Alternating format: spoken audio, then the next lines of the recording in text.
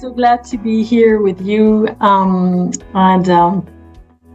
have to say I have several reasons to be here tonight, and three in particular that I wanted to share with you all. The first one is this was all about an encounter, and I met Isabella Gaha, who's one of the founders of Tuendelee. I met Isabella Gaha in 2020 on the year of COVID. We are both working for the International Committee of the Red Cross. You might have heard of us. We are an organization that is specialized and focused on protecting the dignity and the lives of victims of armed conflict. And we were both attending a leadership course, and I was struck by Gaha and her intelligence, how inspiring she was. And I reached out to her afterwards, and we began to chat and connect. And over time, this became a bit of a mentoring relationship. So I'm the head of HR of the ICRC, and in that respect, it became also a relationship where I was sharing kind of my experience. And when Gaha told me about Tuendelee and asked me whether I wanted to join as a chief speaker, I jumped on the occasion for two other reasons.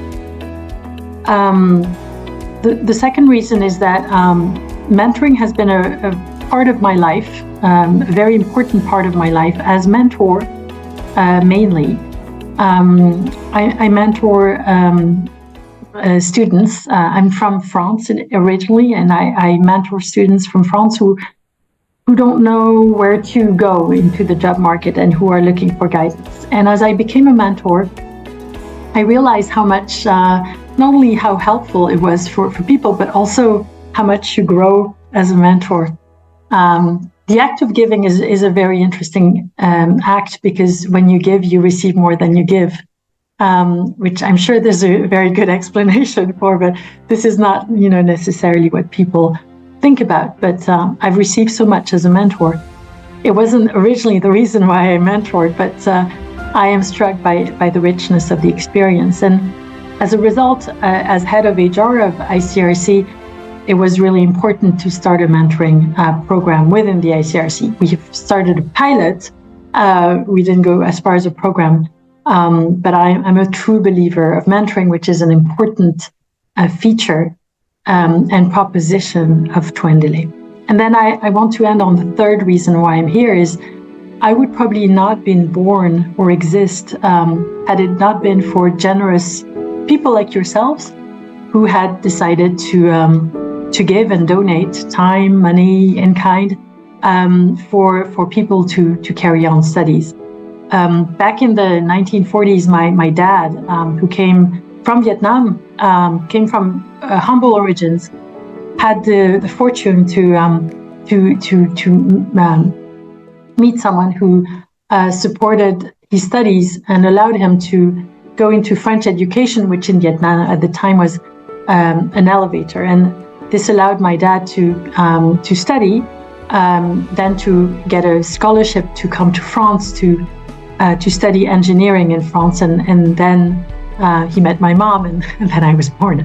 But more importantly, aside from the fact that my existence depends on it, I was born with the faith and the belief that education is central to the development and to our lives, and the importance of us caring for our own education and the education of others if we have the good fortune of having the means to support others. So this is the reason I'm here. I'm fascinated by actually the diversity of the donor base of the people who are on this call, and I heard something tonight that really spoke to me. I think one of the beneficiaries said that he felt or she felt that they were given a pair of wings when the donation came. And I'd like to reframe it that way. By donating time as a mentor, donating money or donating in kind or partnering in some shape or form, you are donating a pair of wings. And we are very grateful for the pair of wings that you can offer tonight. So with that, I will hand back to you, Fatia. And thank you also, you and all of your fellow colleagues for doing this. I think this is a beautiful endeavor. Thank you.